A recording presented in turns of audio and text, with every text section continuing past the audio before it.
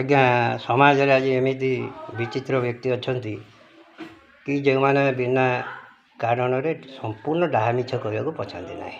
ଏହାଦ୍ୱାରା ସେମାନେ ନିଜକୁ ବହୁତ ଚତୁର ଭାବନ୍ତି ଏବଂ ଚତୁର ହେବା ସହିତ ଯେ ସେମାନଙ୍କର ଚାତୁରୀ କଥାଟା ଅପରପକ୍ଷରେ ଯେ ଧରା ପଡ଼ିଯାଉଛି ବା ସେମାନେ ସମାଜର ଗୋଟେ ଘୃଣାର ପାତ୍ର ହେଉଛନ୍ତି, ଏକଥା ଭାବିବା ପାଇଁ ତାଙ୍କ ମନ ମାନସରେ ଜାଗା ନଥାଏ।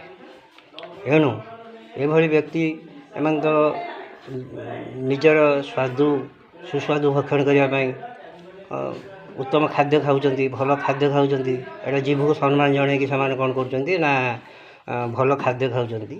ସେହି ବ୍ୟକ୍ତିମାନଙ୍କୁ ଆମର କହିବା କଥା ହେଲା, ସେମାନେ ସେଇ ଜିଭକୁ ସମ୍ମାନ ଜଣାଇ ଟିକେ ସତ୍ୟ କଥା, ସତ୍ୟ ବଚନ ସବୁବେଳେ ଉପସ୍ଥାପନ କରନ୍ତୁ। ଏହାଦ୍ୱାରା ନିଜର ମାନବିକ ପଣିଆ ରକ୍ଷା ହେବ ଆଉ ଚାତୁରୀରୁ ସେମାନେ ନିବୃତ୍ତ ରୁହନ୍ତୁ।